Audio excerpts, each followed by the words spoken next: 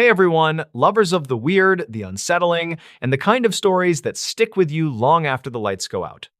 If you enjoy tales that send chills down your spine and make you double-check the locks before bed, then you're in the right place. Because today's story, yeah, this one is seriously something else.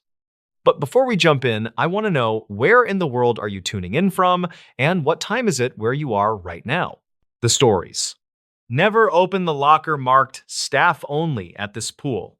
It was reported that an old community pool kept one locker sealed during every shift, which matched the warning painted on its door. Local staff claim the warning came from an incident in the early 2010s that never made public records. On a warm morning in late July 2019, a 28-year-old lifeguard named Rylan Keene started his first full weekend shift. He worked part-time at the pool while finishing a safety certification course, and he had a simple plan that day. He wanted to close early, finish his paperwork, and head home before the evening rush. The pool sat near a quiet suburb, and most regular visitors arrived with kids who stayed close to the shallow end. Rylan checked the schedule board, then walked along the lockers behind the staff counter while sipping a cheap canned coffee. He noticed a metal locker that looked older than the rest, and its front carried the words "Staff Only" in faded red paint. The manager had already mentioned the locker during training, stating that nobody should open it since the last documented key went missing years earlier. Reports from retired employees suggested the door once belonged to the maintenance area, although the structure behind it had been remodeled in 2008. Rylan always thought the story was exaggerated to keep kids from sneaking inside. That morning, he heard a dull rattle from the locker, which felt unusual since no one stored equipment there. He tapped the metal surface with two knuckles and heard something shift inside.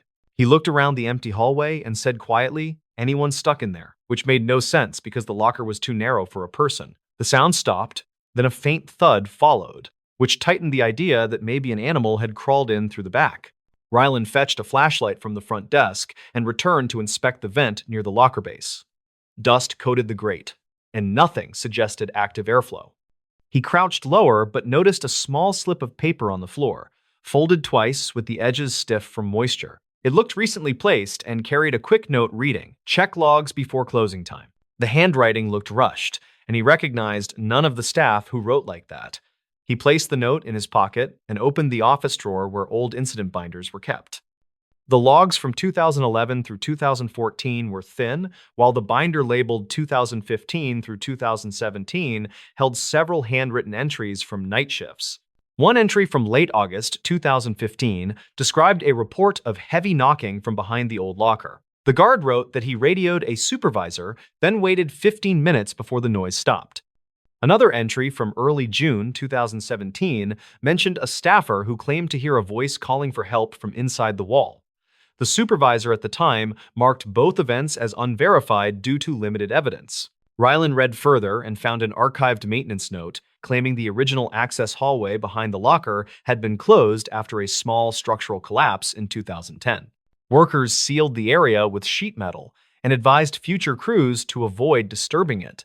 The description matched the dimensions of the locker, so it seemed the locker mostly existed to cover the patch. Before he could finish the binder, a regular swimmer named Tala Pembry approached the desk to ask about the lap lane schedule. She was in her 40s and visited nearly every morning. She noticed the binder and said, "You checking the old disturbance files," which caught him by surprise because he had not mentioned anything. She explained that she swam here in 2010 when the collapse happened.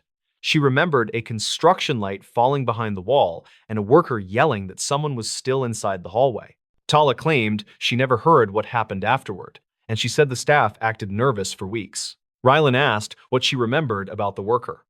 She paused, then said, "He was young, maybe early 20s, before walking toward the changing rooms." Her voice shook slightly, as if she had debated sharing more. He returned to the hallway with the locker and listened again. There was no sound now, only the faint buzz of old fluorescent bulbs. He reached for the handle and felt a cold vibration that did not match the ambient temperature. He stepped back and considered calling the manager, but he knew the manager would say it was nothing more than old pipes.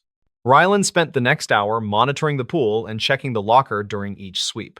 At 2 in the afternoon, the note in his pocket felt heavier somehow. He unfolded it again and noticed that the ink looked smeared, almost as if the message had been written minutes earlier rather than hours ago. He checked the front desk computer for any digital archive of maintenance calls near that structure.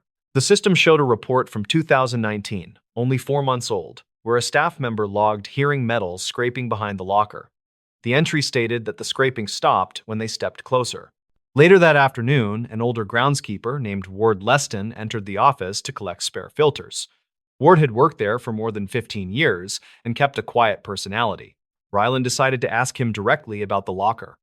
Ward froze for a second, then said, "Leave that alone. Someone got hurt behind that door long ago, and the place never settled right." He refused to explain further and left with the filters without another word. With every hour passing, the hallway felt heavier, as if the air thickened around the locker. Around 5:30, the pool emptied, and a soft tapping came from the metal door. Ryland tightened his grip on the flashlight and said, "If there is an animal inside, I have to check before closing." The tapping shifted into a sliding sound, as if something moved downward. He leaned close and whispered, "Do you need help?" which felt ridiculous, but came out naturally. To his shock, a weak voice answered through the thin panel. It sounded like a scared young man saying, "I am stuck in the hall," followed by a strained cough. Ryland jumped back, then approached again and said, "I will get help. Stay calm." He ran toward the maintenance shed and grabbed a crowbar, then returned with his pulse racing. He wedged the tool under the corner and pried, expecting the metal to bend easily. Instead, the locker door lifted sharply on its own, almost like someone had tugged it from the inside. A sharp burst of cold air hit his face as the door cracked open by less than an inch. He pointed the flashlight through the gap and saw a narrow cavity behind the metal panel. It looked like an old service corridor lined with dusty concrete. At the far end, he spotted a reflective surface that resembled a safety vest, and the faint voice called again, saying, "Please pull me out." The corridor seemed impossibly deep compared to the thickness of the wall, which caused him to recoil in confusion. Seconds later, his radio crackled by itself with heavy static that drowned all pool noise. The corridor darkened as if an unseen shadow moved closer, and the vest shape disappeared completely. The voice stopped mid-sentence, and the temperature dropped sharply, making his arms shake. He stepped backward, and the locker door slammed shut with a force that echoed through the empty hallway. He tried the handle again, but it would not budge, and the flashlight died without warning. He backed away and held his breath as the building settled. No further sounds came from the locker. Dispatch logs later stated that he reported the incident at 6:10 in the evening, though the call lasted only 9 seconds before the line failed. Management inspected the locker the next morning, but found no evidence of a corridor or any exposed space. They claimed the interior showed only plywood backing and sealed insulation. Ryland insisted on what he saw, but the staff reminded him that the structure behind the locker had been permanently filled. He wrote a full report, which was stored with older, unexplained events. Weeks later, a former construction worker visited the pool to repair a broken gate. When Ryland described the voice, the worker asked if it sounded like a man named Astor Holt, who went missing during the 2010 collapse. Records suggested he entered the service hall before the accident, though recovery teams never found him. The worker whispered that some crews believed the hall never sealed completely, and the pool carried echoes from that gap. Ryland eventually left the job, but he kept the original folded note as uneasy proof of that day. The locker remains bolted shut, and new staff are told the same warning he once ignored. Some visitors claim they still hear tapping near closing time, though it stops the moment anyone acknowledges it.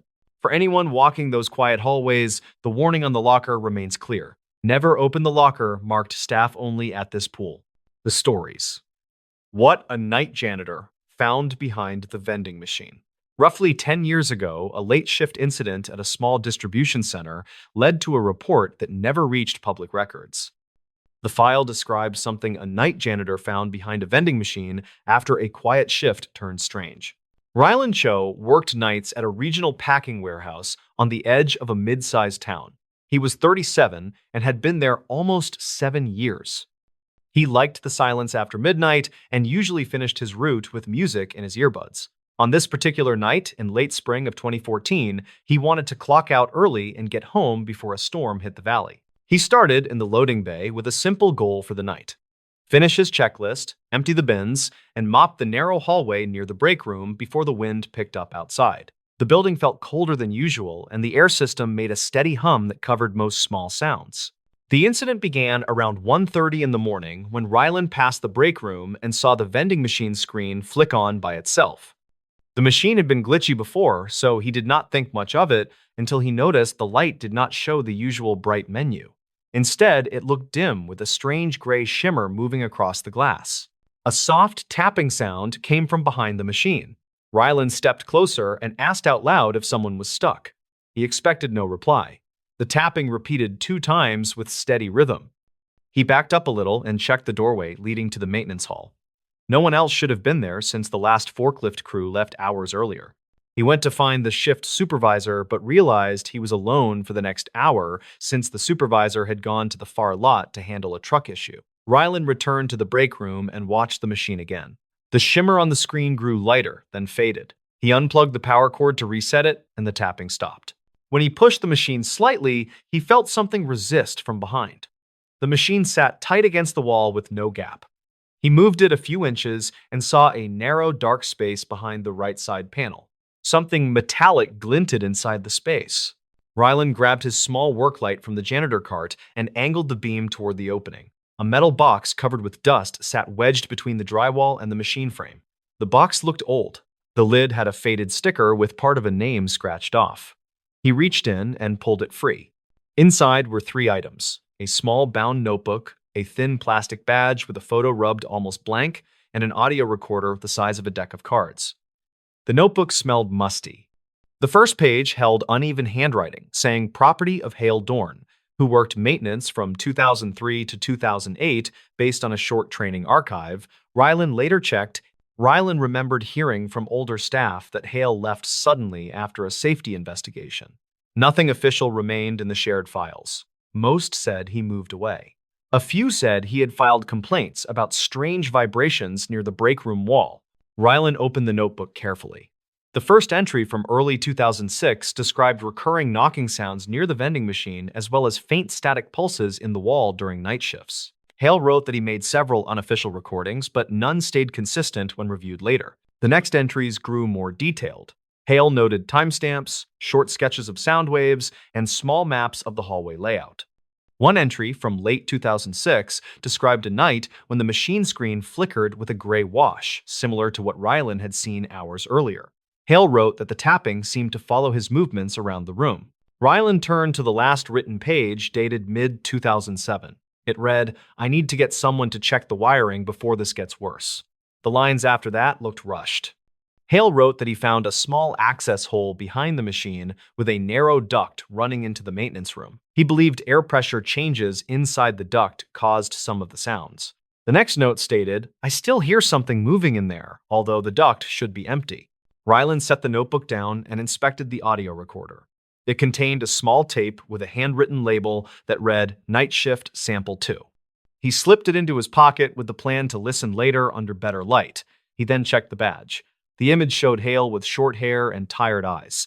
The back listed his role as maintenance support. Rylan pushed the machine farther from the wall to look for the duct mentioned in the notes. A narrow circular opening near the baseboard revealed an old service channel that ran behind several rooms. It had not been used in years based on the dust and cobwebs. The channel connected to the maintenance room and likely carried air back when the building used a different system. He crouched closer and felt a cool draft from deep inside the channel. The draft moved in a steady pulse instead of a constant stream. When he leaned nearer, he heard a faint scrape followed by 2 soft taps. He jumped back and called out if anyone was inside. No reply followed. Rylan stood still and waited for another sound. 3 minutes passed quietly. He reached into the opening with the work light and shined the beam across the first few feet. Dust floated in the narrow space and nothing moved. The scrape sound did not repeat. He repositioned the vending machine and photographed the channel opening so he could show the supervisor. He then finished his route feeling uneasy. When his shift ended at 3, he took the notebook and recorder home. Later that afternoon, he listened to the tape. It began with low background hum, likely from the old air system. 30 seconds in, a rhythmic tapping started. It matched the pattern Rylan heard earlier. The tapping repeated 4 times, then stopped. Hale's voice spoke quietly, saying, "I know the duct is empty, yet it keeps making that pattern." The tape ended with a short static burst. Rylan cross-checked the tape with archived maintenance logs from 2006 available through an internal server. He found a note about air pressure complaints near the break room, but no follow-up reports. The log mentioned Hale's concern about a possible leak inside the service channel and recommended an inspection that never occurred. Rylan met with the supervisor the next night and showed the findings. The supervisor listened to part of the tape and agreed that the sound pattern matched what past crews mentioned during older shifts. He filed a report to the facilities manager, who arranged a full inspection later that week. The inspection team removed the vending machine and opened the service channel. They found a partially detached metal flap deep inside that moved when the air system cycled. The flap created repeated taps during pressure changes, which explained the pattern recorded by Hale. Inspectors also found old tools left behind by a previous contractor, which caused the scrape Rylan heard. The team sealed the channel, repaired the flap, and recommended replacing the vending machine wiring due to aging components that caused the strange screen flicker reported by both Hale and Rylan. 2 weeks later, the warehouse returned to normal. The tapping never came back. The recording was archived inside a general maintenance file, and the notebook was stored with other historical documents kept for internal reference. Rylan kept thinking about how one small discovery behind a vending machine connected him to someone who tried to document the same odd sounds years earlier. He believed Hale had tried to solve a problem that no one else seemed to notice until the notes surfaced again. The story lives quietly inside a handful of reports, and one old tape that proves how simple, overlooked issues can create experiences that feel much stranger than they are, especially during long nights when empty hallways amplify every sound. Corin prepared to leave, and he secured the logbook under his arm because he planned to hand it over to the harbor office. As he reached the ground floor, he heard a deep thud from above, like something heavy striking the metal railing. He looked up the stairwell and saw dust drifting through the pale air, and he called out in a steady voice, asking if anyone needed help. No reply came, and he hurried outside because the building felt wrong. The fog had thickened into a wall that blocked the path back to town, and he saw a faint glow near the rocks as though the skiff lights flickered through the mist. He considered walking toward the beach, and he radioed the harbor office with a brief report of strange activity near the tower. Dispatch logs indicate that Corin's transmission cut off mid-sentence, and the signal ended with a burst of static. A search team followed the path an hour later, and they found his tool pack near the lighthouse door, but not his radio or the logbook. Witness statements described drifting voices on the water that night, and one crew member claimed he saw a dim lantern moving inside the tower. The unsigned log discovered months later matched the fragments found in Corin's notes, and investigators believed the entries were written over several days. They concluded that the skiff likely struck a submerged ledge, and they suspected Corin attempted to reach survivors through the dense fog. No further entries appeared after the final line mentioning the figure on the gallery. The lighthouse remains closed today, and the tower stands quiet during most storms. Local crews say the watchroom light sometimes flickers during heavy fog, and they assume it is faulty wiring from years of neglect. The final log stays in a small archive where the pages still show faint stains from salt air and old sea fog, and the case sits unsolved with quiet respect for the missing caretaker. The stories. This lakeside pier hides something no one reports. Lodge crews in the region still talk about an old pier tucked behind a quiet lake that draws almost no visitors. They say the pier looks normal from a distance, yet people keep finding strange evidence near its end that never reaches public reports. In the summer of 2019, a maintenance worker named Rylan Keating drove out to that lake for a simple task. He was 29 and worked routine grounds jobs for a small county crew. That day, he only needed to replace a warped board along the outer section of the pier. He liked the lake because it stayed calm even during busy seasons, and he figured the job would be quick enough to finish before lunch. When he parked near the tree line, he noticed the lot was empty, which felt odd because anglers usually arrived before dawn. The air felt thick, and the water looked darker than usual, yet he kept moving because the repair order had been waiting all week. He set his toolbox near the first post, then started walking along the pier to check for soft boards before carrying supplies to the far section. Halfway across, he heard a short knock against the underside of the pier, which he assumed came from drifting debris. He leaned over the edge to look for logs, but saw nothing moving. The sound happened again, just 2 boards ahead, and this time he felt a faint vibration under his boots. He stepped back and tried to decide if the pier was shifting because of wind, but the lake's surface stayed flat without any waves. He reached the final stretch where the railing changed from new planks to older, weathered pieces. A notebook sat against the inner corner near the last post, which made him freeze because the crew did not store items out there. The notebook looked soaked along the edges, and several pages had stuck together. He picked it up and flipped through the front until he found a name that he did not recognize. The entry mentioned fishing conditions from early spring and included a rough drawing of the lake that ended with a short line stating the water felt wrong that day. He set the notebook down and crouched to check the damaged board that needed replacing. When he pulled the old plank free, he spotted a small metal badge wedged between the beams. It had no markings other than deep scratch lines that looked deliberate. The badge felt cold and heavy despite the warm morning air. He wiped away dirt, then placed it inside his shirt pocket because he wanted to check county records later. Rylan returned to his truck for the replacement board and felt uneasy during the walk back because the knocking sound continued at irregular intervals. When he reached the trunk, he noticed mud streaks on his rear bumper that did not match his earlier tracks. The streaks started near the center, then curved down toward the gravel, as if someone had leaned against the vehicle. He looked around the empty lot and called out asking if anyone needed help. No answer came back. He carried the new plank to the end of the pier and installed it quickly because he wanted to leave. While tightening the final screw, he heard a voice from the tree line near the far side of the lake. The words were hard to understand, yet the tone sounded urgent. He turned and scanned the shoreline, but saw no movement except for a faint ripple near the reeds. He stood still and waited for another sound, then heard what he thought was the same voice repeating a short phrase. The wind picked up, which carried the sound across the water in a strange pattern that made it difficult to pinpoint the source. He packed his tools and walked back toward the lot. Before reaching the shore, he noticed footprints near the first post that looked fresh. They were smaller than his boots and pressed deeply into the wood, which suggested someone had been standing there minutes earlier. He followed the prints for a short distance until they looped back toward the reeds and stopped abruptly where the boards felt damp. When Rylan returned to the office, he turned in the repair report and mentioned the found notebook and badge. His supervisor asked him to set both items on a side shelf until someone from records could examine them.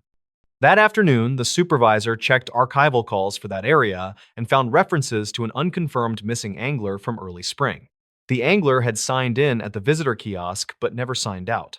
Crews searched the lake for 2 days, then scaled back when no solid evidence surfaced.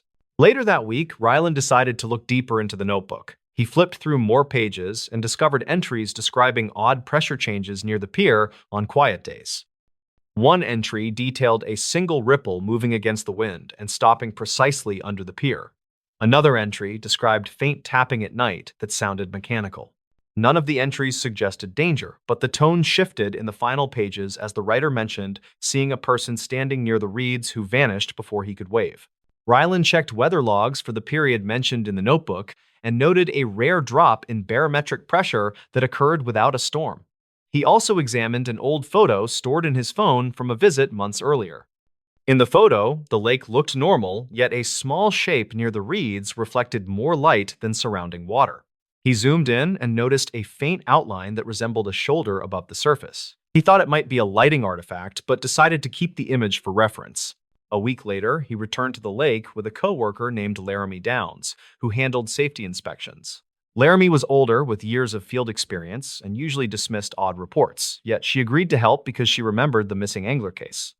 They arrived early and walked the length of the pier while checking for structural issues. Laramie tapped each beam with a small tool to test for hollow spots. When she reached the section where Rylan had found the badge, she paused because the sound changed. The beam gave a dull response, like something heavy sat under the structure. Rylan lay flat on the boards and lowered his arm to feel beneath the edge. His fingers touched a cold object that felt like metal. He reached further and pulled out a thin plate with holes drilled along one side. It looked like part of an old sonar bracket, but the lake had no recorded installations. Laramie suggested checking old maintenance logs from 2005 because the county once considered adding depth sensors for safety. She also noted the plate looked corroded only on one half, which indicated it had been partially shielded from water for a long time. They carried the plate to the truck and decided to walk the shoreline before leaving. Near the reeds, they found a small indentation in the mud that resembled a knee print next to a flattened patch of grass. The mark faced the lake as if someone had been kneeling to look at something. Laramie pointed out faint parallel lines near the water, which looked like drag marks. She photographed the area, then flagged it for a follow-up survey. Back at the office, Rylan compared the bracket plate with old schematics from a short-lived depth monitoring trial. He found a drawing showing two test brackets installed near the pier before the project was canceled. The logs stated the devices were removed after several malfunctions, but the final report accounted for only one bracket. The missing bracket had apparently fallen into the lake or been removed without documentation. The scratch lines on the badge matched the spacing of the holes on the plate, which suggested they had been stored or moved together at some point. Rylan checked weather sensors near the lake for unusual readings over the past year. Several early morning reports showed sharp changes in water temperature near the pier despite stable air conditions. He also found a dispatch log from late spring describing a caller who reported seeing a person waving near the reeds before disappearing under the surface. Responders searched but found no footprints and concluded the caller may have seen a bird landing.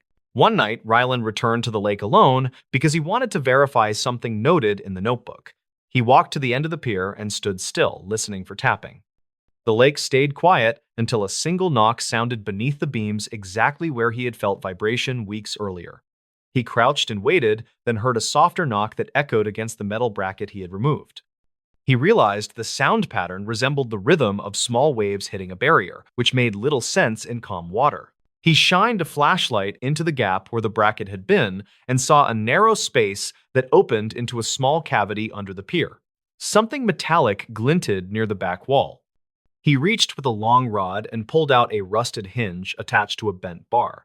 The pieces looked like remnants of an improvised tool. He placed the hinge on the deck, then noticed a wet footprint forming near the end post. The shape appeared in seconds, as if someone had stepped there recently. The board around it stayed dry while the footprint darkened.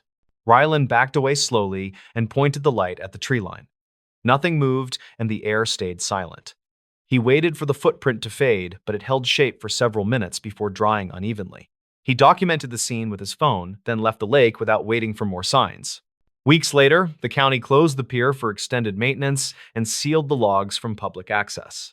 The missing angler case remained unresolved, yet several notes were added stating unexplained structural anomalies had been found near the outer section. Rylan kept copies of the notebook entries and the photo of the bright shoulder shape. He never returned to the lake, but told coworkers the pier held a mix of forgotten equipment and quiet warnings that did not reach official channels. He believed the clues pointed to someone spending secret time under the structure long before the angler disappeared. He also believed the knocking he heard came from shifting metal against trapped beams rather than anything mystical. Still, the unexplained footprint remained the detail he never understood. Today, the lake sits quiet behind dense trees, and the pier shows new boards that look identical to the old ones. Locals say nothing strange happens there anymore, and officials agree. Rylan thinks the place carries its own quiet trail of missed signs, and he hopes they stay buried where they cause no more stories. The stories. The mine shaft everyone avoids after one winter shift. Hushed stories about a troubled winter shift lingered around an old mining town where people rarely challenged its harsh land. Locals claimed the trouble began after a night when a minor accident exposed something deeper than ice inside an abandoned shaft. Ryder Halden was 34 and worked as a maintenance tech for a small mining contractor that handled seasonal repairs. He arrived in the area during early winter to inspect older ventilation lines after a storm damaged several service roads. He hoped to finish his tasks fast because he planned to drive south before deeper snow arrived. His simple goal was to check the inactive shaft called Northcut and file a routine report that usually required little effort. The incident started when Ryder reached the frozen service trail and noticed fresh tire marks that did not match company vehicles. He studied the tracks because they curved sharply near the locked entrance, and he felt annoyed since trespassing caused delays. He followed the marks for a short distance and found the company padlock on the gate sitting open in the snow. That immediately changed his plan because an unlocked gate meant he needed to walk inside and confirm that no one had entered recently. The complication grew once he stepped into the dim first chamber and heard a steady tapping sound echoing from deeper tunnels. Ryder paused because the mine had been inactive for more than 10 years, according to archived maintenance logs stored in the base office. He tried to convince himself that melting ice caused the noise, yet the tapping kept a slow rhythm that felt intentional. Nearby walls held old chalk markings that matched diagrams found in earlier reports, though he spotted one new line that seemed recently drawn. He documented the finding with his work phone because unusual markings required clear evidence for supervisors. The photo captured a faint boot print beside the chalk line, and that raised his concern further. Ryder checked the archived inspection sheets stored on the local server earlier that morning, and none mentioned any recent site visits other than his. He decided to walk deeper because standard protocol ordered a full sweep whenever unauthorized signs appeared. He carried a small lantern since the wired lights no longer functioned after their power source was removed several years prior. During his investigation, he followed the tapping while keeping his pace slow, and he noticed the pattern shift whenever he stopped moving. Ryder wondered if frozen beams strained under winter pressure, yet the sound seemed too controlled to match structural stress. The tunnel floor held dusty rail tracks once used for small carts, and he saw scattered debris that did not appear in previous photos taken during a 2018 inspection. Among the pieces, he noticed a bent metal badge with faded lettering that seemed older than the shutdown date. He recorded its location because older equipment sometimes surfaced during thaw periods, and supervisors liked accurate notes. The tapping finally ceased near a narrow drop that led to a secondary shaft called split turn, according to age diagrams. Ryder checked archived calls from the company emergency line on his tablet because the area once hosted minor cave-ins, and he found one brief report from 2009 that mentioned a missing day laborer whose case ended without clear closure. The record did not list a name, and Ryder assumed it was a typical incomplete file from seasonal hiring cycles. Still, the timing of the tapping felt too strange and forced him to rethink his assumptions about the site. He crouched near the drop and shined his lantern downward, where he spotted a small fabric scrap wedged between two beams. The scrap looked newer than the surrounding decay, and he recognized the color because it matched safety jackets issued during recent winter shifts at the company depot. Ryder felt uneasy because no crew members reported missing gear that month, and the depot logs showed no issued jackets beyond standard signouts. He reached for the scrap carefully and noticed dried dirt on its underside, along with faint char marks that resembled contact with a heated surface. As he studied the scrap, a distant metallic clang echoed from behind him, which made him turn quickly. Ryder called out for any possible trespasser, and his voice bounced through the tunnels without a reply. He replayed earlier photos on his phone to compare debris positions, and he realized a thin wooden plank on the floor behind him now leaned at a sharper angle. He felt certain he did not touch it earlier, so he took another photo, planning to discuss it with security because possible movement indicated human presence or shifting beams. Ryder climbed out of the narrow section and moved toward the first chamber, using the lantern to check each corner. On the way, he discovered a shallow scrape on the wall that looked freshly made, and the chalky dust sat loose on the ground below it. He checked his steps carefully because he wanted to avoid contaminating the scene before proper documentation. He snapped a photo and noted its timestamp for supervisors, who required clear tracking of each entry detail. As he reached the first chamber, the cold air felt sharper and carried a faint burnt scent that had not been present earlier. Ryder scanned the floor for heat sources but found only patches of frost that melted near the gate. He felt confused because the temperature should have dropped consistently inside an inactive shaft during winter storms. His attention returned to the open padlock because fresh scarring around its hinge suggested someone forced it quickly rather than using a key. He stepped outside and followed the tire tracks up the service trail. The sun hung low and gave the snow an orange tint that made details easier to spot. Ryder found a second set of prints beside the tire marks, which looked like boots with shallow tread, and the stride pattern suggested a slow walk. He recorded this because incidents involving unauthorized visitors required complete documentation for liability protection. The prints led toward a bend where the snow deepened around an old equipment shed with a cracked metal roof.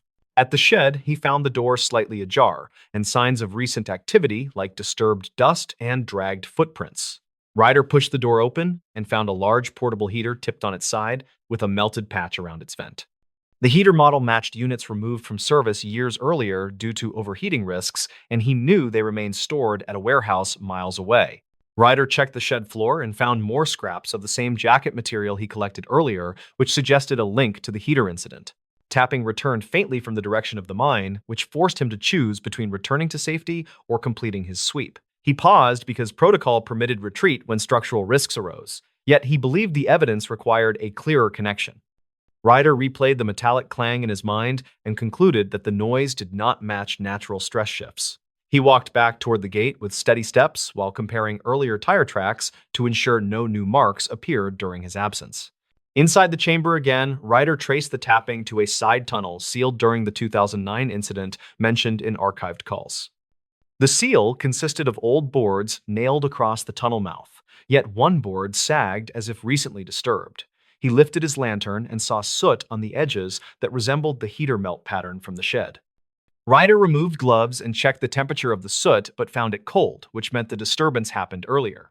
Behind the boards, he noticed another chalk mark shaped like a short horizontal line above a circle. He tried to recall earlier diagrams and realized this symbol appeared in a forgotten annex report describing temporary holding zones used for equipment staging. Ryder removed a loose board and peered into the dark opening where he saw a narrow pit with metal fragments scattered along its base. Among them, he saw a torn patch of the same jacket color that seemed older with deeper dirt embedded in its fibers. He lowered his lantern deeper and noticed something else. A structural support beam bore a fresh dent shaped like the corner of a heater casing. He understood then that someone tried to use older gear to heat part of the tunnel, possibly to locate or free something buried under the pit.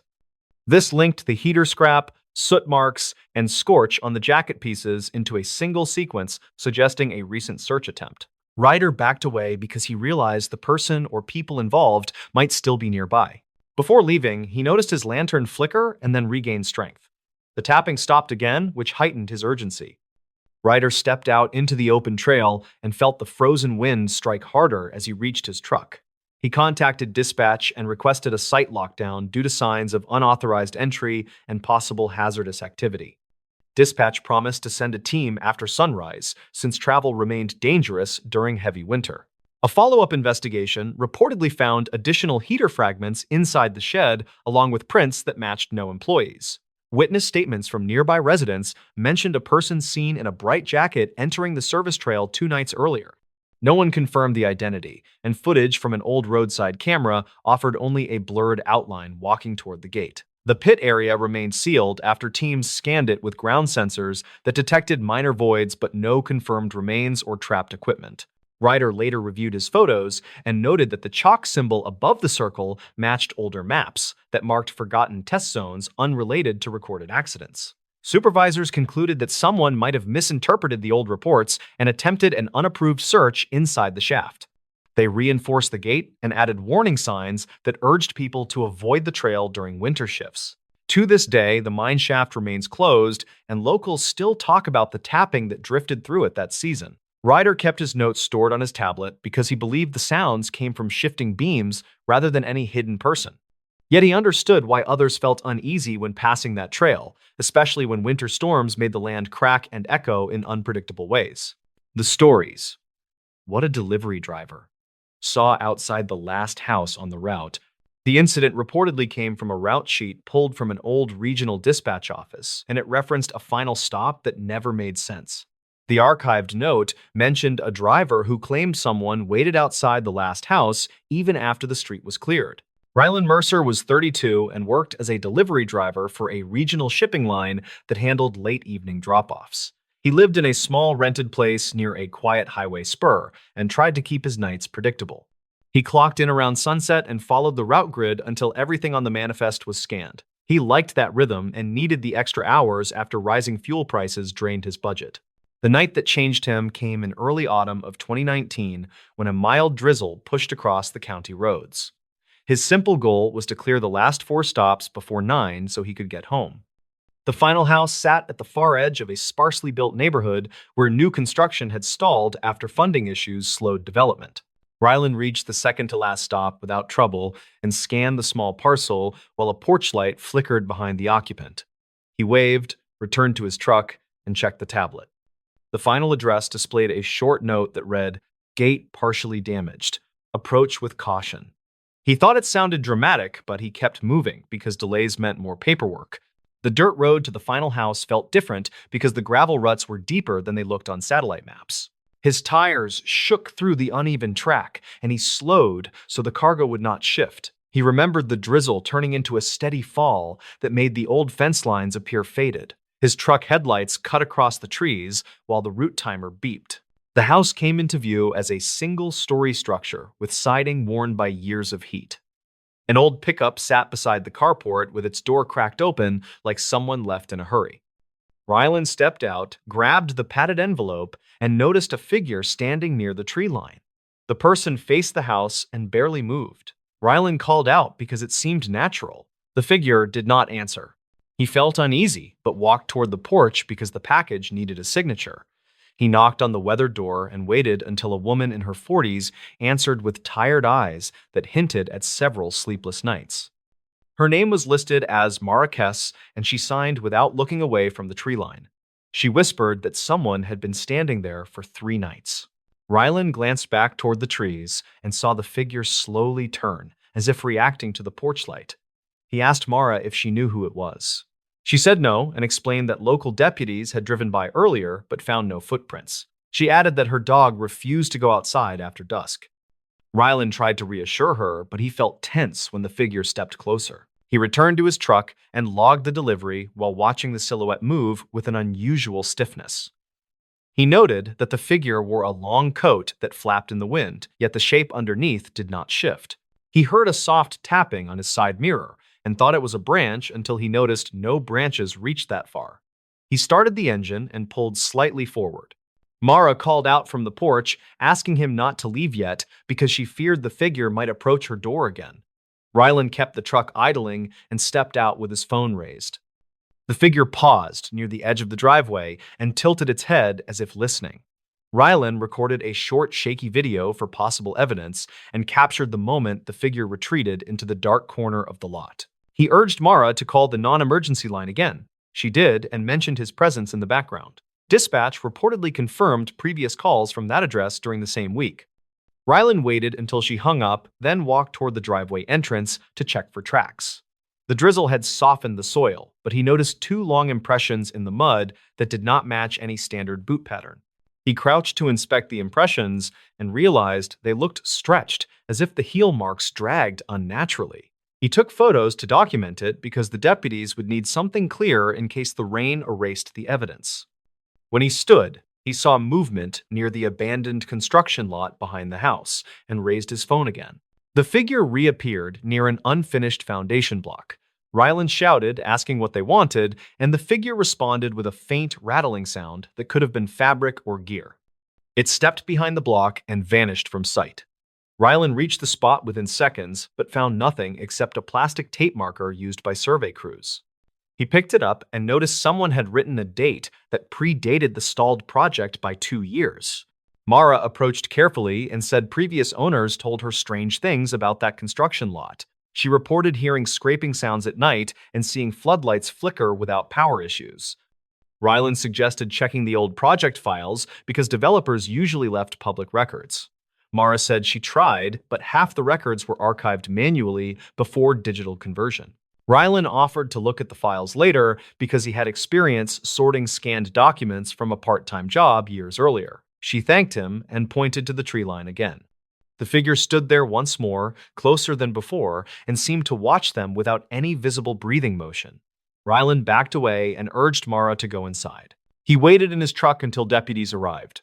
They swept the area with flashlights and found nothing except the strange impressions in the mud.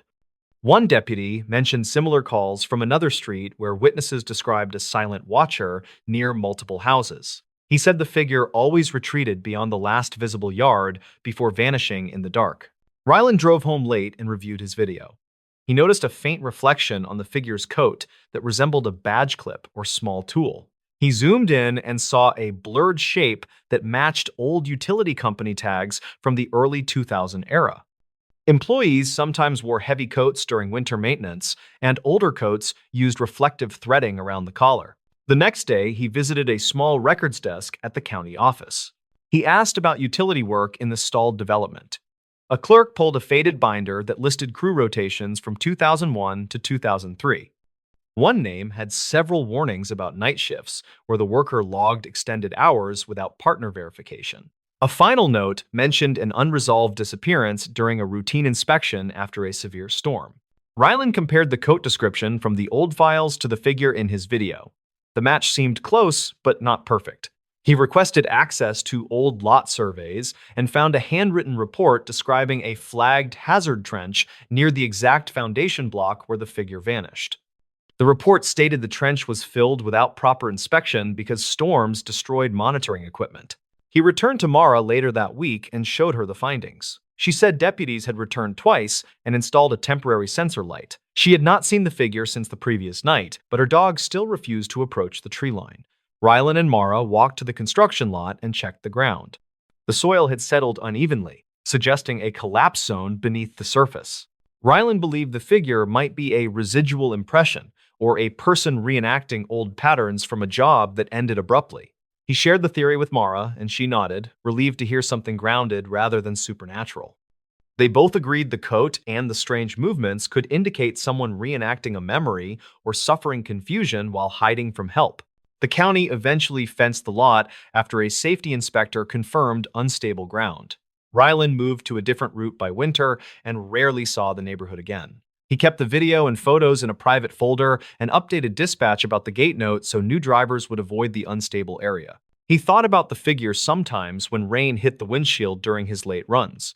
The memory stayed sharp because the silence in that yard felt heavier than the weather. He never claimed to know the full truth, but he trusted the possibility of a confused worker returning to a familiar site. He understood that some routes go beyond simple deliveries. He believed the last house had carried a story that lingered longer than any scanned package. The stories. The final log from a lighthouse on a foggy coast. A faded coastal report from 2008 mentions an unsigned log found inside a shuttered lighthouse during routine maintenance. Workers said it looked recent, even though the building had been locked for years. The discovery triggered a quiet review that centered on one man named Corin Halbrook, who once served as the tower caretaker.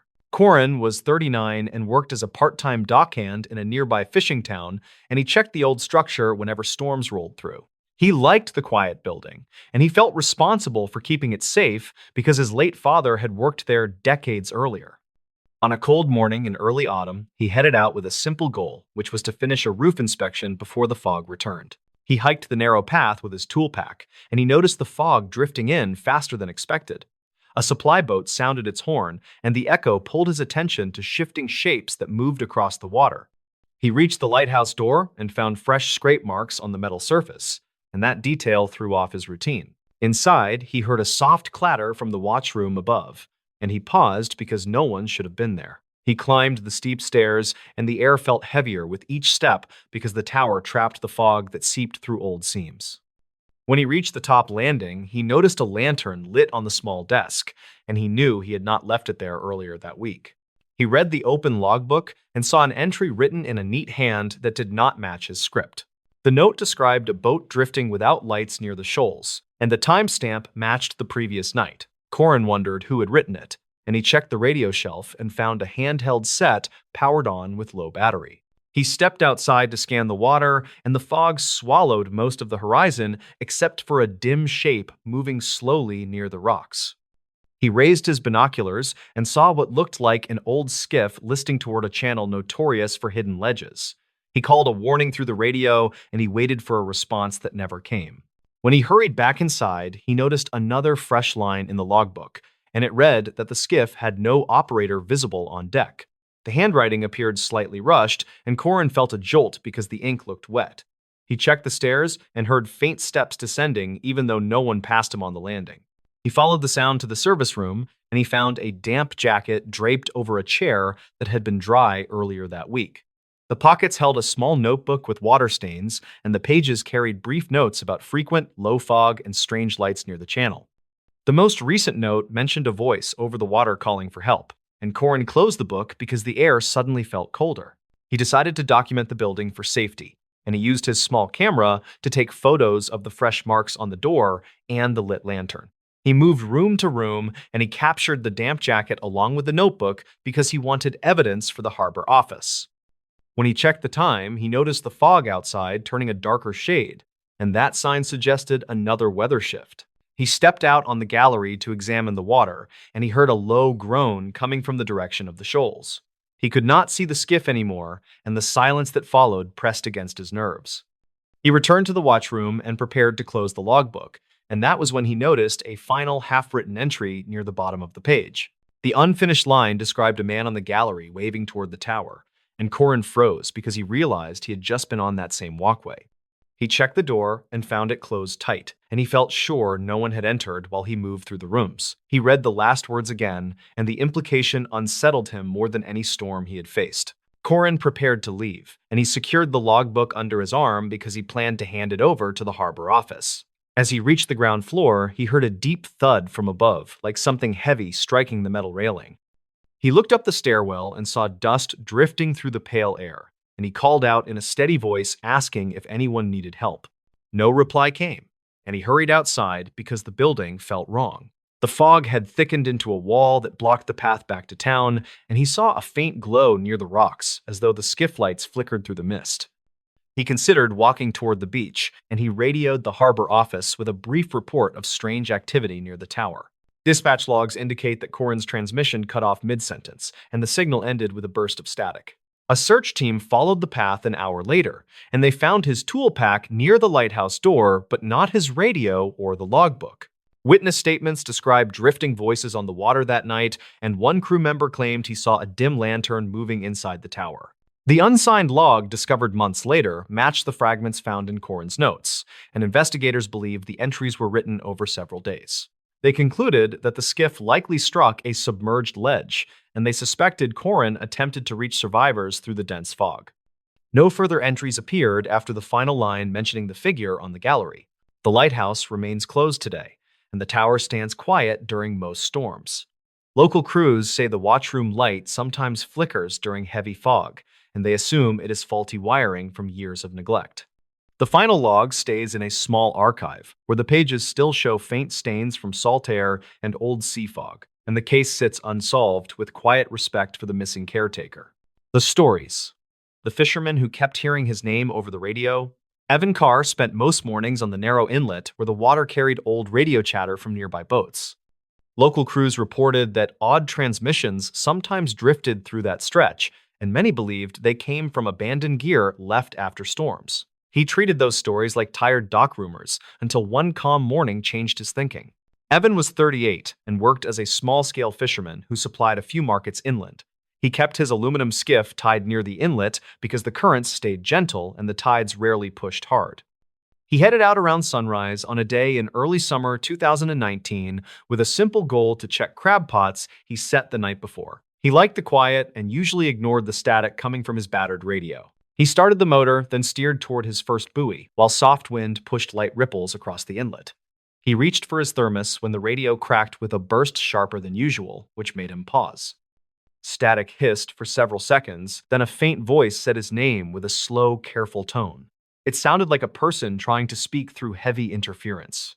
Evan thought it came from a nearby boat because signals often bounced across the water in unpredictable ways. He looked around but saw empty shoreline and one distant trawler that was already moving toward deeper water. The voice repeated his name with the same drawn-out sound, and he felt a sudden cold weight that did not match the warm morning. He tried to answer, but the radio only returned a faint hum that flicked in and out like something powered by a weak battery. He shut the radio off to reset it, then turned it back on, hoping the strange signal would vanish. Instead, he heard a low, rhythmic tapping that reminded him of someone hitting a metal hull in slow, measured beats. Evan finished checking the first pot, but his focus kept drifting to the radio because the voice carried a dull echo that felt unnatural. He tied the pot and planned to finish the rest quickly so he could return to shore where he hoped to test the antenna. The moment he reached for the throttle, the radio shifted again and whispered his name in a tone that sounded closer than before. He headed towards shore while replaying that voice in his mind because it carried an uneasy familiarity he could not place. Dock workers later said he arrived faster than usual and looked tense as he pulled his gear onto the planks. He asked if any boat had called for him that morning, but no one reported a transmission with his name. Evan returned home and wrote down the time of each strange broadcast because he wanted to check older notes he kept on similar events. He found 2 entries from early spring that mentioned brief whispers through the radio shortly after heavy fog settled over the inlet. He ignored them at the time because the fog distorted signals and created odd echoes that bounced between cliffs.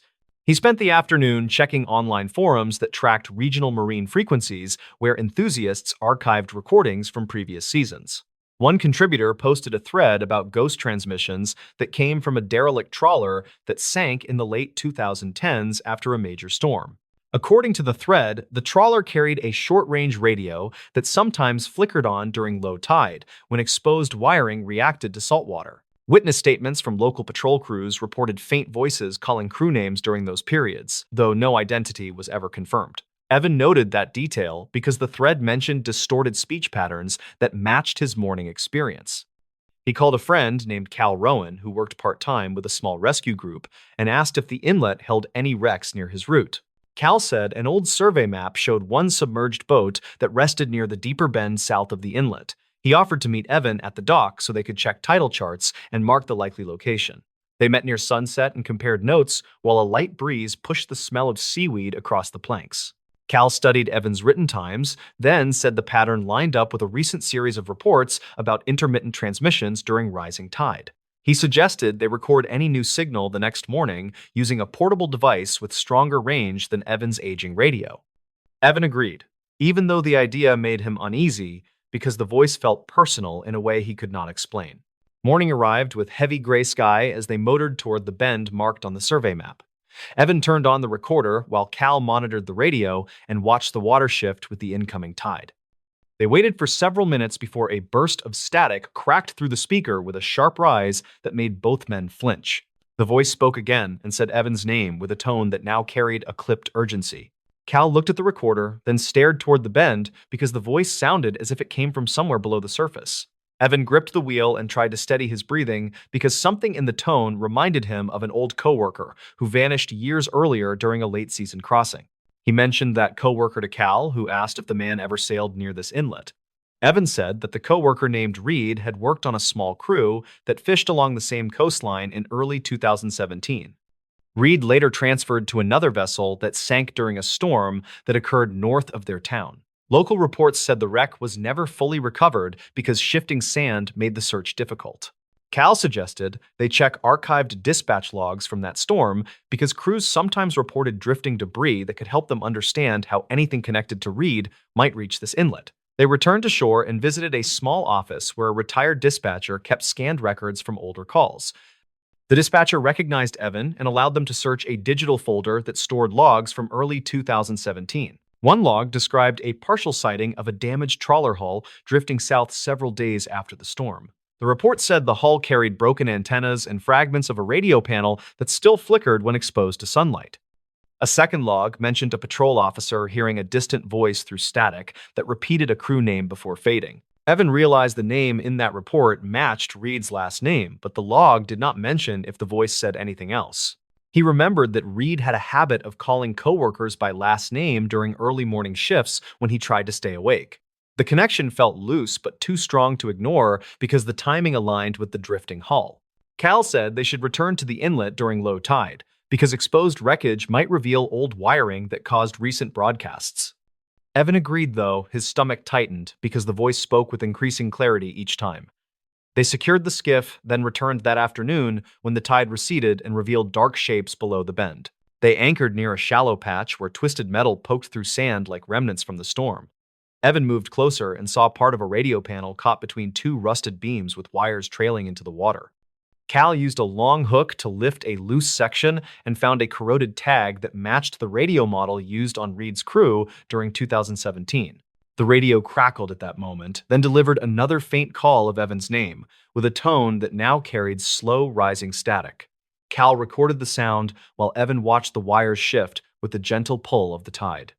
He understood then that the wrecked panels sometimes connected when saltwater reached the exposed terminals, which created a short burst of power. The burst likely triggered fragments of an old emergency recording that captured voices during the storm. Evan remembered that some crews recorded internal chatter before impact, and those recordings sometimes contained rushed calls that repeated crew names.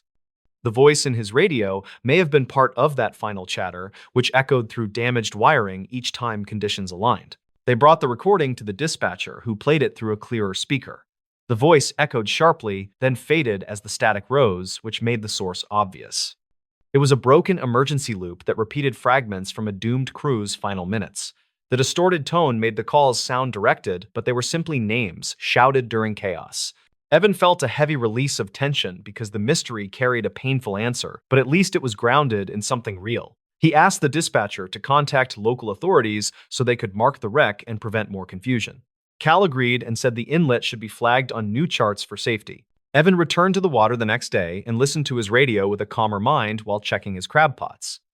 The inlet felt different because he now understood the source, even though the memory of the voice still lingered. He looked toward the bend where the wreck rested and thought about the crew who never returned. He continued working that season with new respect for the signals that travel across water because each transmission carried a story shaped by time and tide.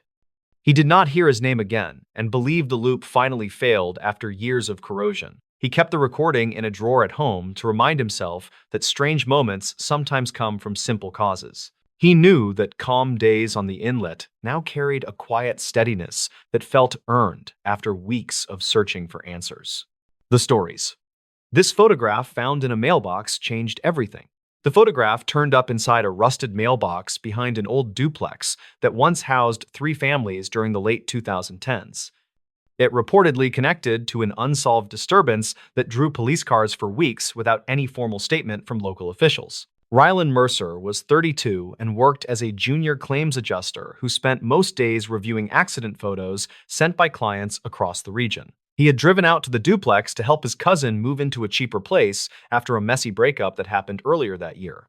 He wanted a quiet afternoon with simple tasks that could end before dark since the neighborhood felt uneasy even in daylight. The plan changed when he noticed the leaning mailbox behind the fence with its lid jammed open from years of sun damage. Something inside caught the light in a way that bothered him, and he reached in without thinking much about it. His hand closed on a stiff envelope with no stamps and only a smudged date that looked like it read 2014. Inside was a single photograph that showed the back lot of the same duplex, with a figure standing near a basement door. The figure seemed to stare at the camera, even though the face was blurred under the bright reflection that hit the glossy print. A handwritten note on the bottom edge read, "He never left," and the words felt rushed, as if written during real fear. Rylan showed the photo to his cousin, who shrugged and said the basement had been locked for years due to repeated flooding. His cousin had heard faint stories from the previous tenant, who claimed someone used to sleep down there during colder months. Nothing in the story felt sharp enough to explain the strange energy captured in the photograph. Rylan slipped the photo in his backpack, then walked around the duplex yard for a better look at the angle shown in the print. He matched the line of the fence and the shadows from a nearby power pole until he reached the exact spot where the unknown person once stood. His phone timestamp showed late afternoon, yet a sudden chill moved through the air even though the day had been warm. He took a quick photo of the canal behind the duplex to document conditions since he handled evidence types for work and trusted that habit. Something shifted behind the basement door, and he stepped back while telling himself it was only loose wood pushed by the wind. The handle rattled once, which unsettled him more than he expected. A neighbor named Corby Henshaw walked out from the adjacent unit and asked if Rylan was looking for the old inspector who used to check the lot. Corby looked about 50 and carried a half-empty grocery bag that gave off a faint scent of detergent and onions. He said the inspector came around every few months to confirm no one had broken into the basement. Rylan showed Corby the photo, and the man stiffened before saying he recognized the reflection pattern on the figure's jacket. Corby claimed the image matched a maintenance worker named Talon Griggs, who vanished from the property in late 2014.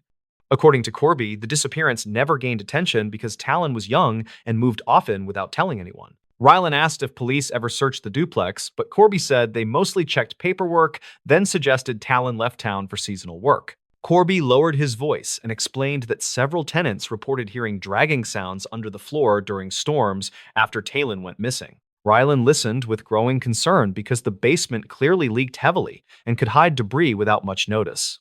He returned to the basement door and studied the warped wood for any sign of fresh marks that might show recent attempts to enter.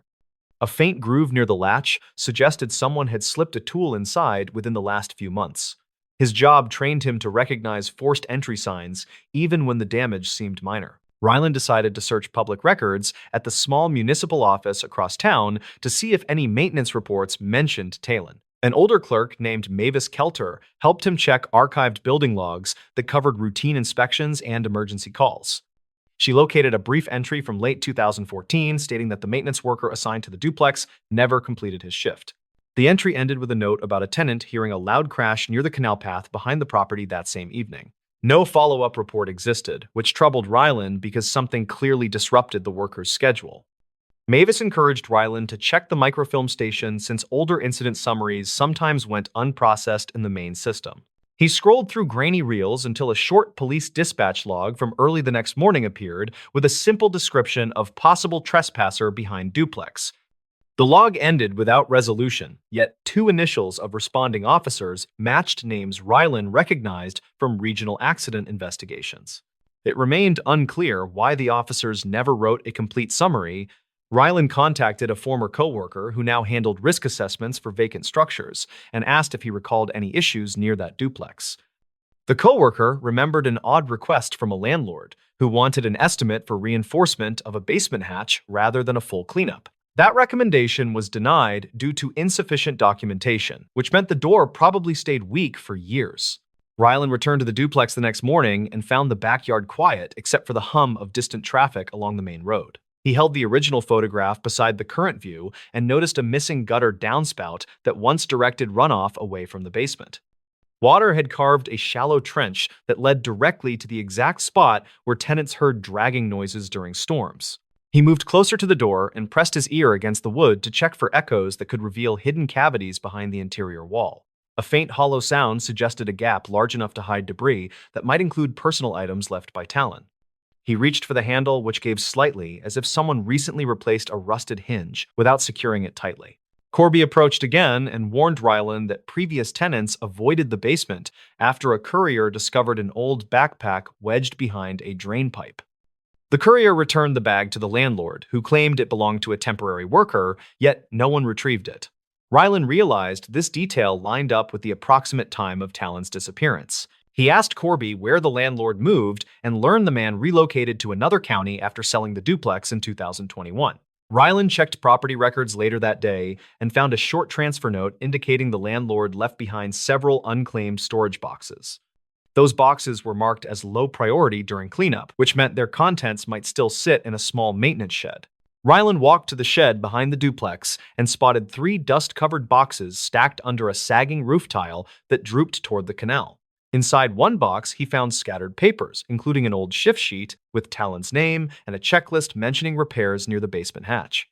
Another page listed a complaint about a foul smell rising through the floorboards after heavy rainfall. He took photos of the papers, then looked up when a sudden gust rattled the shed door hard enough to shake loose dried leaves. The wind pushed a loose shingle that clattered onto the ground near his feet and broke apart in a puff of dust.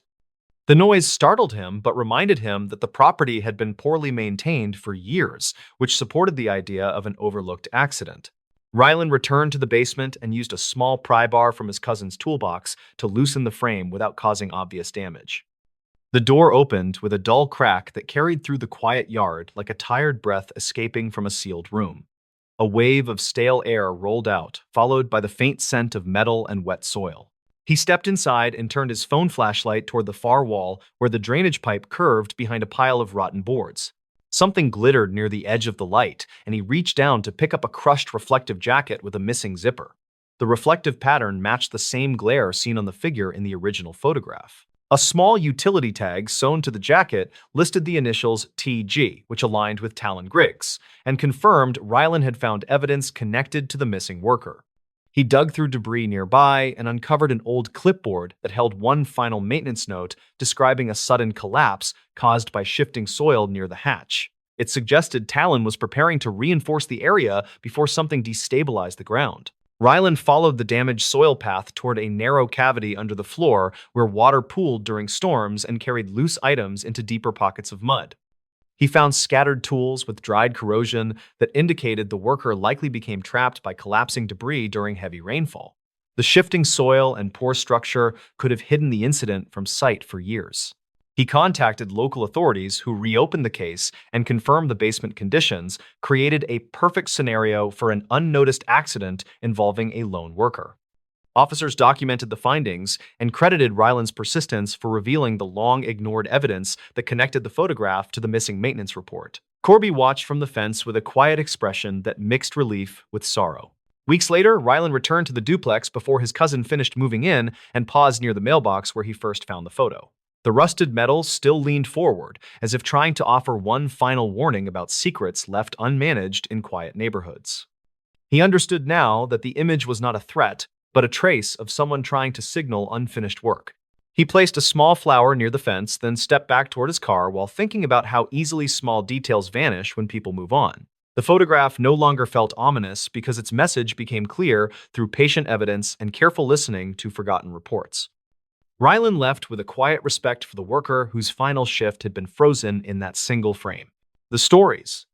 This park bench became the key to 5 disappearances.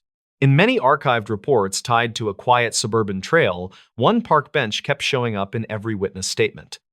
The bench sat beside an older walking path that locals used for years, and it became the center of a strange pattern tied to 5 missing people. The story followed a 34-year-old technician named Braden Lyle, who lived a few miles from the park. He worked maintenance shifts at a small distribution center, and he often stopped by the trail after long nights on the floor. He used the spot to unwind and clear his head before heading home. His goal that morning in early autumn of 2021 was simple. He planned to sit for a few minutes and send a short message to his sister who had been asking about a ride the following weekend. Braden parked near the first turnoff, and he walked toward the bench while thinking about breakfast. The path was empty that morning, and the air felt colder than it usually did. He reached the bench, and he set his bag down while noticing fresh flowers near the base. He had seen flowers there before, but usually only 1 or 2. That morning, he counted 3 bunches, and each looked recently placed. He sat and opened his phone, and that was when he heard a faint snap behind him. He turned, but saw no one on the path. He listened for a moment, and he heard what sounded like quiet breathing near the small cluster of trees. He stood and called out a simple greeting, and he waited without moving. The breathing faded, and he felt uneasy enough to step back from the bench. A woman approached from the trail side and asked if he had heard something by the trees. Her name was Maren Ulrich, a 31-year-old caseworker who visited the trail on her days off. She pointed toward the bench and said she had seen a man sitting there 2 days earlier who vanished after dropping a small notebook. Braden asked what she meant by vanished. She explained that the man had walked toward the trees, and no one saw him leave the area based on her follow-up checks. Braden felt a chill and picked up his bag, and he asked if she had looked around for the notebook. She nodded and said she had found it under the bench. She kept it at home after failing to find a name inside. She told him she could bring it later if he wanted to see it, and he agreed since the story bothered him. She said she would return in an hour after finishing her walk. Braden stayed near the bench and looked around the clearing while replaying her account. The flowers suddenly felt more significant, and he remembered a local post from late 2020 that mentioned a missing runner who often paused near that same bench. He opened an archived article on his phone and saw a blurred photo of the bench with a date stamp. His stomach tightened when he noticed the same pattern of flowers near the legs. He walked closer to the tree line and saw a strip of cloth caught on a branch. He reached up and pulled it free, and he noticed faint mud streaks along the fabric. He placed it on the bench and took a photo for his own record. He had done informal volunteer searches before, and he knew documenting small clues mattered when nothing else made sense. A man in his late 50s entered the clearing and stopped near the bench. He introduced himself as Arvin Drexler, a retired surveyor who lived across the road from the trail. He asked if Braden was looking into the disappearances tied to the area. Braden said he was only trying to understand what happened near the bench. Arvin nodded and said he had seen similar details across several years, and each case started with someone stopping to rest. Arvin pointed to a narrow gap in the trees where old markers hung from metal hooks. He said the markers were part of an abandoned drainage project from the early 2010s. He explained that the project left several deep maintenance pits that were never fully filled, and he believed people may have fallen into an access point hidden under thick brush. Braden asked if he ever reported that theory. Arvin said he tried, but no one followed up due to limited staff and unclear evidence. Maren returned with the notebook in her hand, and she gave it to Braden. The cover felt worn, and several pages had faint impressions of older notes. He flipped through and found a short line written on the last page. It said, "Met them again by the bench after nightfall." The handwriting looked shaky, and the ink appeared fresh compared to the other pages. Braden asked where exactly she found it. She said it had been wedged between 2 boards under the far side of the bench. Arvin leaned closer and said he had never seen anyone place a notebook there, which made him think the writer returned recently. Braden felt the temperature shift and noticed a faint draft coming from the gap in the trees. He walked toward the marked area and pushed aside thick branches. Beneath the fallen brush, he found a concrete lip with rusted bolts. The ground dipped sharply, and a hollow space opened several feet below. He knelt and used his phone light to check for movement. He saw only old tools and a broken ladder. Yet something about the depth made his pulse race. He called out to ask if anyone was down there. No one answered, but a weak echo carried the sound back. Marin suggested checking the other side of the pit for a safer angle. They circled the clearing, and Arvin pointed to a collapsed section of fencing that partially covered another opening. Braden cleared some branches, and he spotted a shoe near the edge. The rubber looked worn, and the sole pattern matched a detail from the runner case he had read earlier. He carefully reached for it, and he noticed dry mud around the heel. Braden asked Arvin to hold his phone while he photographed the shoe. Marin stepped back to avoid disturbing the area, and she scanned the surrounding branches for more fabric.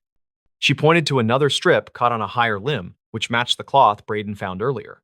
They connected the pieces and realized someone had likely moved through the gap with enough force to tear clothing.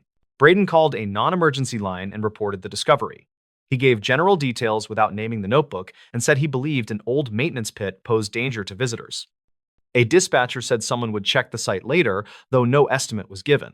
That answer frustrated Braden, and he decided to take additional photos to support the claim. As he prepared to leave, he noticed the flowers again and realized each bunch marked dates close to older missing person reports. He photographed the flowers and compared their spacing to the article images. The match felt close enough to suggest someone used the bench as a memorial or a signal. Marin suggested the writer of the notebook might have met someone connected to those flowers, and the line about meeting them again could imply repeated encounters. Braden opened the notebook once more and touched the last page. He noticed tiny indent marks above the line that hinted at a torn message. He angled the page toward the light and saw faint shapes. It looked like someone had written a location reference before removing the sheet. He took a close photo, planning to use editing tools later to enhance the impressions. They decided to walk the perimeter of the clearing before leaving, and Arvin guided them to an older fire road behind the benches. The road had cracked pavement and faded tape lines. He said he once saw a person wearing a reflective vest walking that area at night during 2018. He never identified the person, but he remembered the pattern on the vest matched old county uniforms that were discontinued years earlier. Braden connected that detail to the notebook entry and wondered if the writer had followed someone who claimed to inspect the trail. Marin said the county stopped sending inspectors to that area due to limited funding, which made the sighting even stranger. Arvin agreed and said the person may have used an old uniform to avoid suspicion. They returned to the bench, and Braden looked at the wooden boards where the notebook had been found. He noticed scrape marks near the underside. He slid a hand under the frame and found a small metal clip. It felt loose, and he pulled gently. A folded paper slipped out and landed on the ground. He unfolded it and read a short handwritten note that said, "Follow the lights near the cutoff after dark." The writing matched the notebook. Marin covered her mouth and said the message made her think someone used small lights to guide visitors toward the maintenance pit. Arvin said he once saw flickering lights near the cutoff during late 2019, but assumed they were kids playing with flashlights. Braden realized the lights may have lured curious people toward the gap. They stood silently as the idea settled. The disappearances could have been accidents caused by a hidden pit and a misleading light source. The writer of the notebook may have followed the lights and nearly fell or witnessed someone else fall. Braden suggested the writer tore out the earlier page to give it to someone, possibly a friend or an officer, yet the person never turned it in. A faint gust moved through the clearing, and Braden felt uneasy again. He gathered the notebook and folded note, and he said he would deliver them to the local station as soon as possible. Marin said she would provide her statement about seeing the notebook drop 2 days earlier. Arvin agreed to guide officers to the pit if needed. They walked back toward the parking area while discussing safer trail access. Braden looked over his shoulder at the bench, and he felt a strange pull. The bench had been a quiet place for years, yet its role in 5 disappearances seemed tied to simple mistakes, hidden hazards, and poorly understood signals left by an unknown person. The truth felt less like a supernatural mystery and more like a chain of overlooked warnings. Braden left the park with a steady resolve to push for a full inspection. He believed the answers were already there in the bench, in the flowers, and in the fragments of notes hidden under old boards. The truth only needed patient eyes to connect what had been ignored, and he hoped the next visitor would find the trail safer once those connections reached the right people. The stories? A camper's forgotten tape exposed the real reason they closed the park. The old park had been shut for years after a string of unexplained incidents that locals still mentioned in quiet tones. The only solid clue ever discussed came from a small camcorder tape found inside a forgotten overnight pack near the North Trail. The story followed a 26-year-old school technician named Lyle Rooker, who visited the park in early autumn of 2019. He worked long weeks in a crowded lab and wanted one quiet weekend before the winter rush returned. He drove out early on a Friday, hoping to film some wildlife and maybe catch a quiet sunrise near the ridge. Lyle picked a simple loop near a small lake and planned to reach a clearing before dark so he could set up his camp. He checked the weather, loaded his pack, then started the trail with a relaxed pace that matched the quiet feel of the woods. The place had been thinning in visitors for years, and he enjoyed the stillness while he walked toward the lake. The incident started when he noticed a narrow side path marked only by faded blue tape tied around a leaning pine. He looked at his printed map and saw no hint of that path, even though it seemed recently used by something heavy. The ground showed deep impressions and a few dragged lines that he could not match with normal hiker traffic. Lyle moved closer to inspect the impressions, and he recorded a brief clip while he knelt near the dirt with the camcorder. Witness statements later noted that his voice sounded uneasy when he said he might return later to check the full length of the side path. He continued toward the lake, though he kept glancing back with a nervous expression that showed in later recovered frames. When he reached the clearing, he met a retired ranger named Colton Reeves, who often walked the trail for exercise. Colton warned him about stray dogs reported near the ridge and advised him to stay on the main path if he heard anything heavy moving. Lyle agreed, though he mentioned the strange impressions near the pine. Colton seemed unsettled by that detail and said he had not seen blue tape in that area before. That short exchange later became an important piece of the investigation because Colton described Lyle as alert and fully oriented. Dispatch logs showed that the ranger left the clearing around the same time Lyle began setting up his small tent beside the lake.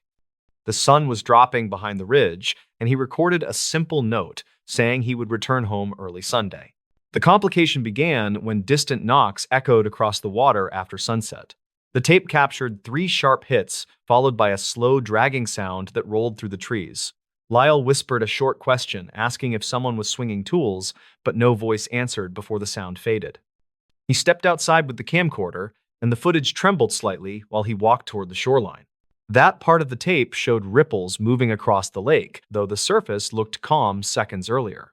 A dim shape crossed from right to left near the far bank, but the frame blurred before any exact detail formed. Investigators later judged the shape to be human-sized, though they could not confirm height or posture. Lyle backed away, and he ended the clip with a quick excuse that he needed more light. Evidence gathered from his tent indicated he tried to sleep but stayed awake most of the night. His pack remained open, and he had placed the camcorder near the entrance so he could reach it quickly. Around 2 in the morning, a second set of knocks started. The tape recorded them with clearer tone, and they sounded closer to the clearing than before. Lyle stepped out and aimed the camcorder toward the trees near the side path.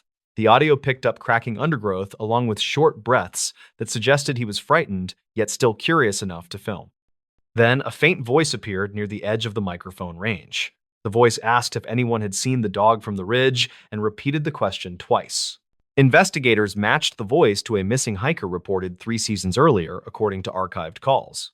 That hiker had vanished during a late storm near the North Trail, and his final message referenced a stray dog that followed him across the ridge. The match was considered probable, though never confirmed, because the audio was worn with age. Lyle walked a few steps toward the sound, though he kept enough distance for a quick retreat. The tape showed a tall figure standing between 2 pines with an odd tilt at the shoulders. The figure swayed slowly, as if injured, and the lower right side appeared fixed in a stiff angle. Lyle asked if the person needed help. The voice did not answer, and the figure moved further into the trees without showing its face. The investigation deepened when rangers found Lyle's camp untouched the following afternoon, with his tent still upright and his food sealed.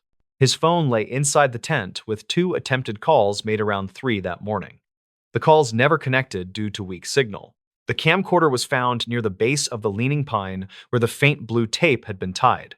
Search teams followed the side path and found more deep impressions along with a torn jacket fragment that matched the missing hiker's clothing from 3 seasons earlier. The fragment was caught on a low branch roughly 20 yards from where Lyle recorded the swaying figure. Soil samples indicated repeated movement through that area, though not enough to identify specific tracks. The twist emerged when investigators compared Lyle's final clip with an older wildlife survey recorded 6 years earlier. Both clips captured the same faint voice asking about the dog near the ridge. The survey team noted the voice, but assumed it came from campers beyond the tree line. The match suggested a pattern of someone or something calling from the same area across multiple years. The official report stated that the park remained unsafe due to unstable terrain near the North Trail and ongoing search efforts tied to older missing persons cases. Unofficially, several rangers believed the repeated voice signaled a person who wandered off the main path and survived through unknown means. They felt the figure avoided help and followed hikers who entered the side path after dark. Lyle was never found despite extensive searches that covered every marked route and several unmarked stretches. His camcorder tape became the final recorded clue, showing his calm approach that shifted to rising fear as the figure moved away. The park closed soon after officials reviewed the tapes and compared them with archived survey audio. The case left a quiet note in local reports, stating that people sometimes leave trails for reasons no one fully understands. The forgotten tape remained the clearest glimpse into those final hours, and it shaped the quiet acceptance that the park would not reopen in the near future. The closing line on the internal report stated that some paths stay hidden for good reasons, and not every question finds a safe answer.